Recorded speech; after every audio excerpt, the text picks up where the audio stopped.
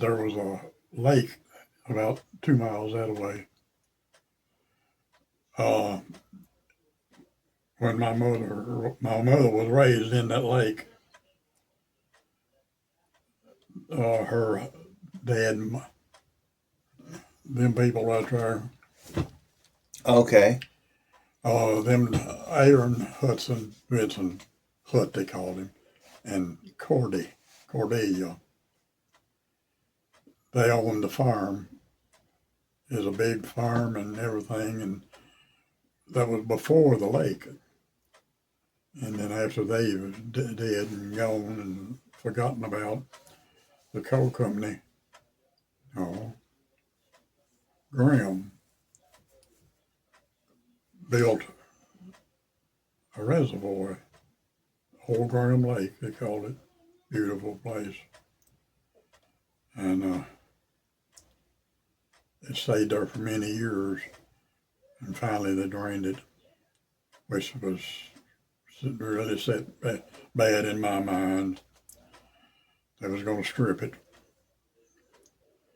They said it was going to, the coal company promised they would seine it when the water went down low.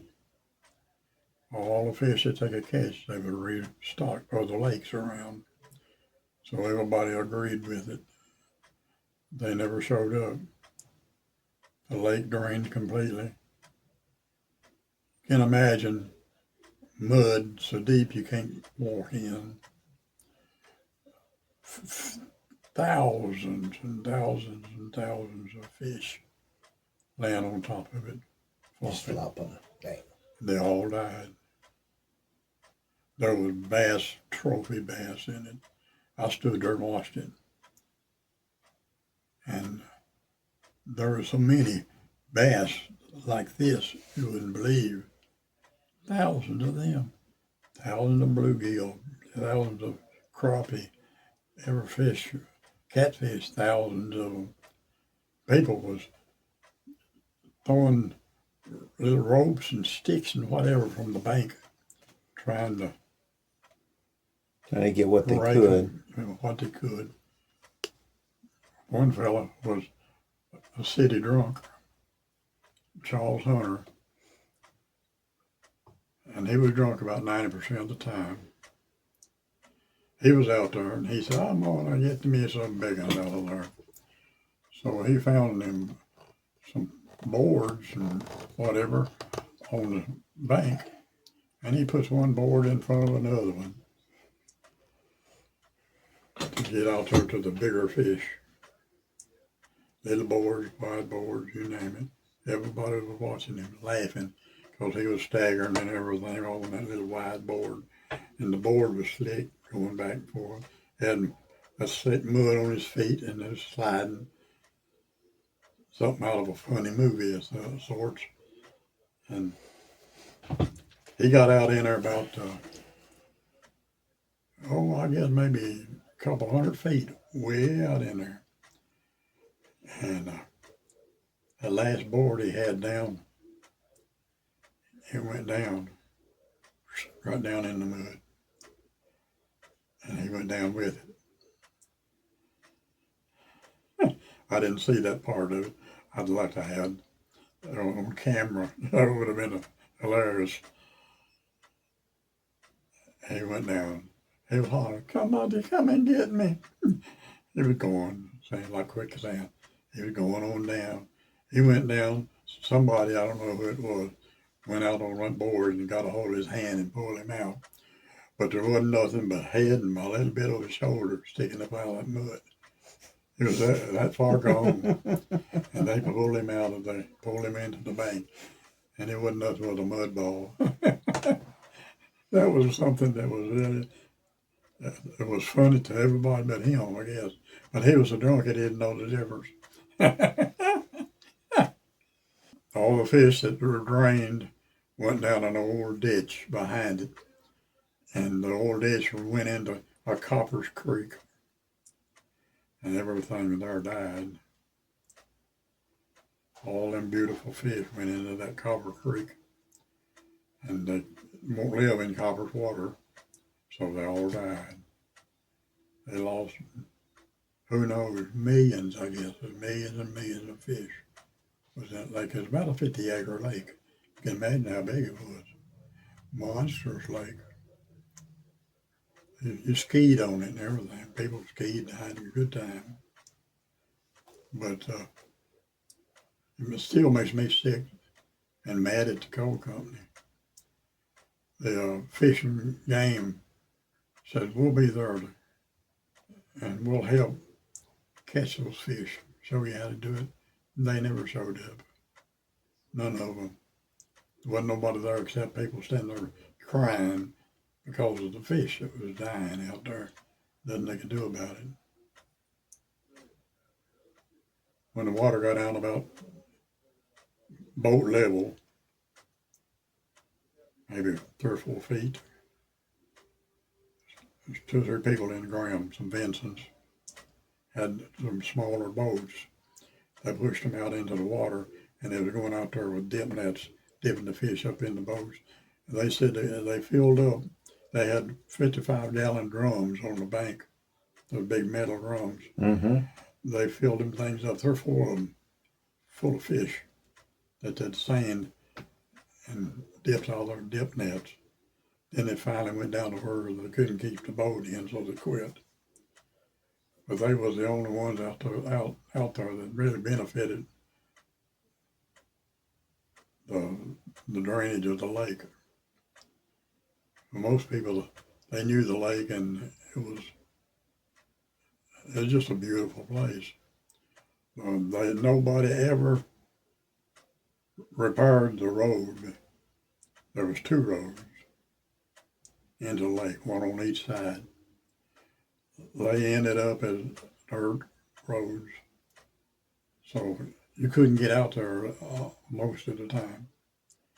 So as far as tourist place, it wasn't. People just couldn't get out there because of the mud, of the muddy roads. Corley Church, you know where it is? No. On Alta Graham, out there about a half a mile. There's a church on the right, General Baptist Church. I seen that. Behind it, there was a road that went down to the lake. And it wasn't no further than, here's the interstate up there, down to the lake. And you could walk it, take your fishing pole, park up there on church property, and walk down through there to the lake and fish there. A lot of people did, because they couldn't get the vehicles in on muddy. When it was muddy, they just walked down and fish. And it's good fishing. I got a million memories of that place. You could, me and another fellow, Charles Camplin, grew up with him. We went down there, and both of us was swimmers out of this world. We'd go out there and spend 2 or 3 hours in the water and never come in. Just float. Enjoy ourselves. Do it at nighttime. Float. Look at the stars. Love the place. During the daytime, on that Corley Church side, you could swim as cattails for a couple 100 yards at least coming out into the water. And one little narrow place for the boats to come in and out. But them cattails was full of snakes. And me and Charles, he was scared to death of a snake, but he's a good swimmer underwater. He'd go under there with me. We'd swim around on the cattails and look up. You sit at the bottom of the cattails and you could see snakes, hundreds of snakes in that water swimming around up there in front of you. And closer you get to them, they'd see you and they'd swim off the other direction. 99% of them are just harmless water snakes, black water snakes. And he wouldn't get too close to them because he was scared. But he would go under there with me. And I'd see one fairly close, I'd swim over there. And I don't guess a water snake can hold his breath. I don't know. I don't have no idea, but I'd swim up to him get a hold of his tail and put him underwater. He'd have 2 or 3 hours. His head would be out of the water to start with, so he'd have air in his lungs and in his mouth. And I'd watch him, 2 or 3 bowls of air come out of his mouth, and he'd start slowing down, drowning. I'd take him, hold him back out of the water, shake him, and I'd revive him. He'd take off down through the water, scared to death. I've done that 1,000 times on snakes. That was a blast. Really enjoyed that. People think you're crazy loony for doing something like that. Every now and then you come against a good sized snake. Copperheads was out there, and water moccasins. And I wouldn't fool with them very much because they could come down under the water and bite you. And water snake wouldn't. He'd lose his air if he opened his mouth to bite. But a copperhead, he'd come down under. I don't know how his system worked, but he could bite underwater if he wanted to. So I'd get away from him because I knew what they could do. They'd outswim you. They'd catch you if they wanted to. One more little story about that lake. You could, in a boat, far into the lake, the water was about 12, 15 feet, not bad. You'd take a boat and crystal clear water. You could see the bottom. And I told my mother, I said, Mom, it looks like a whale down under that water. And she said, can you really see that? And she asked me for years to take her out there and show it to her. She said, that's our drinking water whale. That's how they lived on a little hill right above the lake. And they had to walk all the way down to that well to get their drinking water.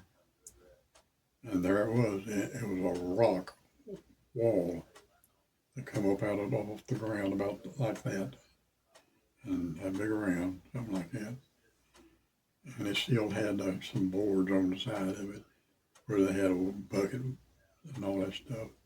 It was all down there right under that water. And I told her about it and she just cried. She said, that's my youth right there. She said, I got to see that. And idiot me, I don't know why, but I never took her out there. Never. But she was deathly afraid of water. I said, you got to get in the boat with me. No, son, I just ain't got the nerve yet. I'll get the nerve because I want to see it.